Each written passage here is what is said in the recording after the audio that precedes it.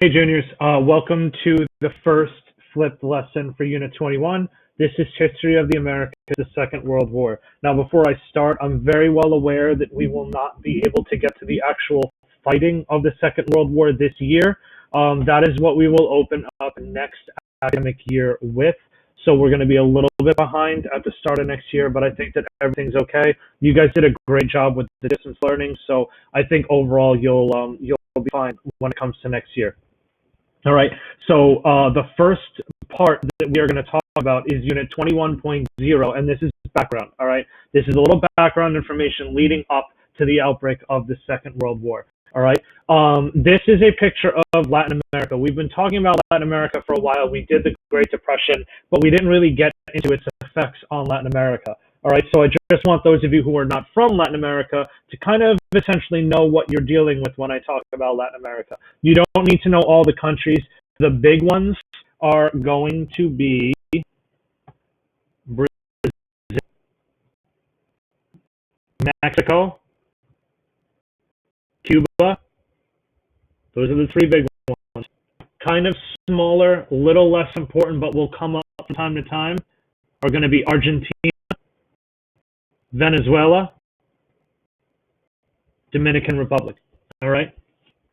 Other than that, and I'm sorry if you're from any of these countries, but other than that, we're not going to talk about the rest of these countries very much. Maybe a little bit of Colombia, a little bit of Ecuador, but overall, if you can get the three circles on the map, you should be good when it comes to Latin America. All right, so U.S. relation with Latin America, it all stems back to this thing right here. Doctrine, all right? Get used to hearing that word doctrine. You're going to hear it a lot next year. But the Monroe Doctrine essentially said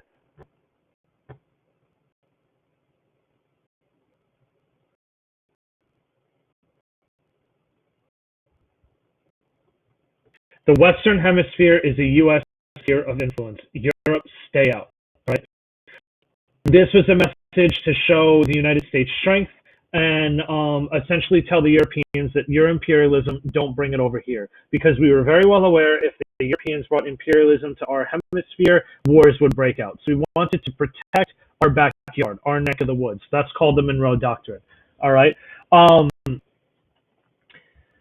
As time progressed in the 20th century, we really wanted to branch out, especially as Europe was this ever-evolving thing after World War I. We wanted to branch out to our Latin American partners and build better relationships with them. But the Great Depression really hurt that, all right? The United States could not assert itself as a trade partner like it wanted to. How bad the Depression was, not only in the United States, but in some of those other countries as well. And if you remember back to that, the Hawley Smoot tariff jacked up those tariffs, so Latin American couldn't sell their goods in the U.S. anymore. And that really deteriorated the relationship, all right? And that's, again, under Hoover, right? Why is Julia's name coming up? That's weird. All right, I fixed it. I was grading right before I made this, and the first time it was in the background. It's very weird how that works. But anyway, this is a little picture about the Monroe Doctrine. If you see Uncle Sam is telling Europe to just, when you can't see my hands, stay away, right? Stay out. This, hands off. This is our hemisphere. So when FDR comes into power, one of the things he does, we talked about FDR domestically a lot. We didn't really talk about him in terms of his foreign relationships. He's going to start, and this is the one thing that you really need to remember from 21.0, the good neighbor policy, right? The United States would not really intervene in domestic affairs for other countries, their domestic affairs, foreign affairs for the United States. We wouldn't really get too involved in Latin America. We wouldn't send military there, but we would try and be the best neighbors we could in terms of economic stimulus and trade, all right? And that's what the good neighbor policy was really all about, all right? FDR knew the more trade that happens, the more influence the United States has there, all right? It's really going to be the start of something called, we're going to talk about this a lot in the Cold War.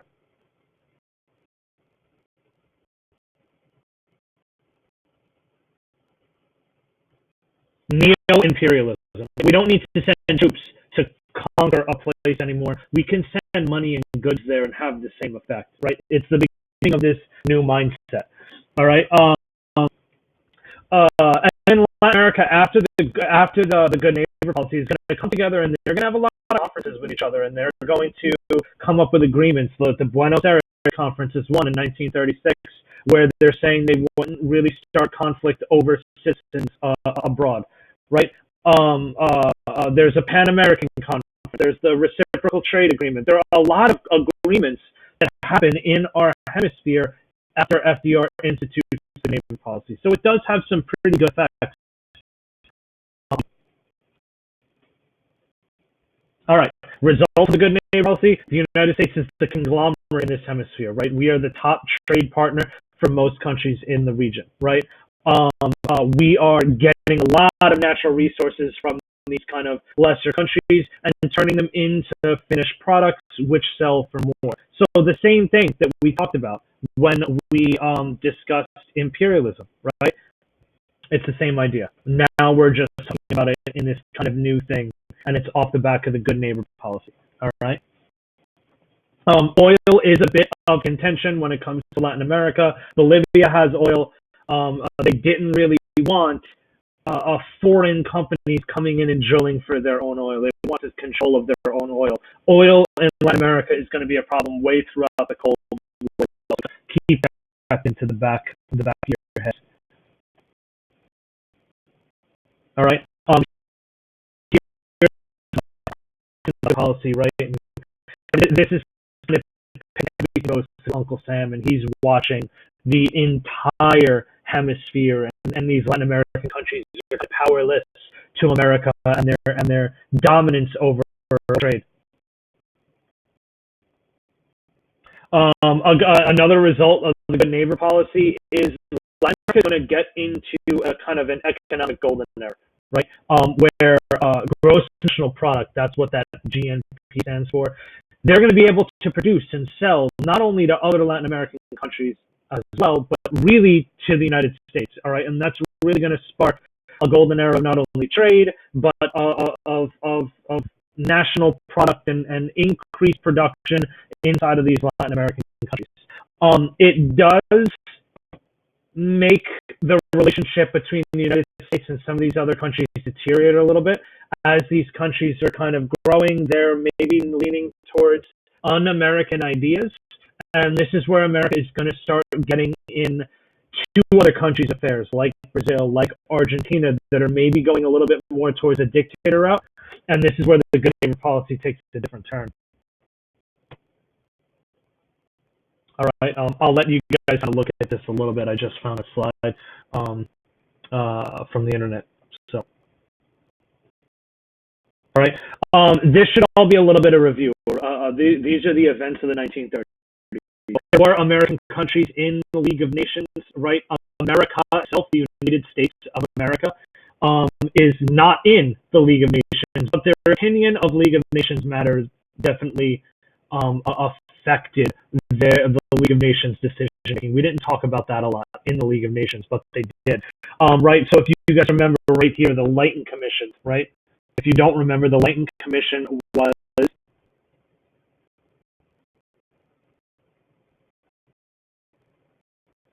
Manchuria, right? So sorry about that. The United States kind of agreed with the thinking of the League of Nations. It did not recognize the creation of Manchukuo, the Japanese puppet state. Agreed with the Leighton Commission, the Leighton report, that Japan was the aggressor. On to the slide. FDR and Hoover were both against economic sanctions because they felt like economic sanctions would stir more conflict in the regions, right? They just kind of went on moral condemnation, right? Remember, the first thing is moral pressure, collective security. They backed the League of Nations in that thinking, and they put their own economic sanctions on Japan, right?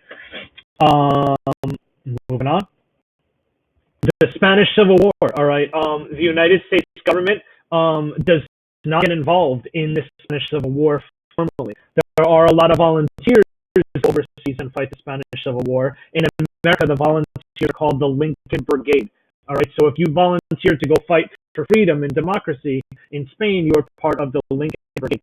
But America did not officially get involved in the Spanish Civil War, much like what the stance of Britain and France. Right? Britain benevolent neutrality from Unit 9, the call to take a very similar stance, right? In the conflict between Japan and China, as that was boiling over, FDR definitely favored the nationalists, right? Favored China in that situation. Sorry, I said the wrong word. He favored China over Japan. All right, for a lot of different reasons, mostly money, but favored China over Japan. He's going to not invoke the Neutrality Act. We're going to talk about what that means in Unit 21.1, but doesn't invoke the Neutrality Act so that he can send aid to China to help his Chinese allies. Isolation, we're very concerned about FDR in this regard because like intervening between China and Japan would lead America to go to war. They were right. Spoiler. Are we? Hello? Hello? All right. This is a picture of the Lincoln Brigade. All right. The guys who went to fight in the Civil War. All right. Hold on. In the same period, so like we didn't talk about it in the Great Depression unit, but America builds a very strong relationship with Canada, and Canada borrows a lot of the New Deal ideas from the United States to help themselves recover. FDR is very cognizant of what is going on in Europe as appeasement starts to fail, especially after the Munich Conference and the Munich Agreement. He starts to get nervous about the idea of an actual war breaking out, and he kind of knows that America would be dragged into the war, so he asks Congress for help. He asks for his American allies for help. Congress is going to shoot down American intervention, but Canada is not. Right? Canada is going to go and help its allies in Europe when the war does break out. As World War II is kind of brewing and breaking out, America is really onto its trade relationships within the Americas. Again, the idea of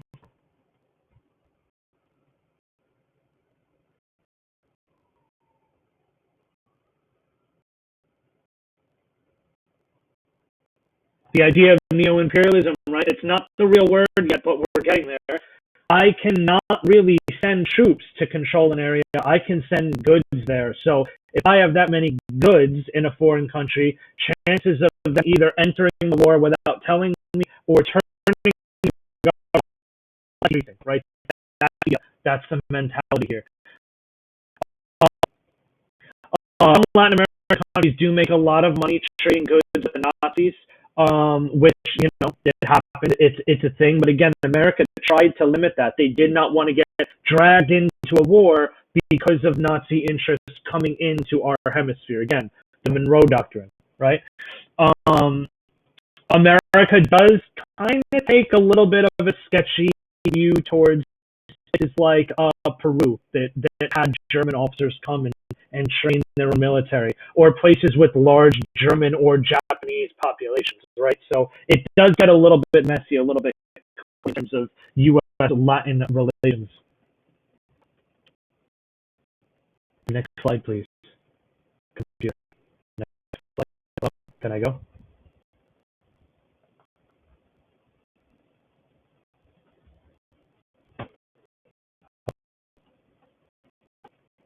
Oh, that's the last slide.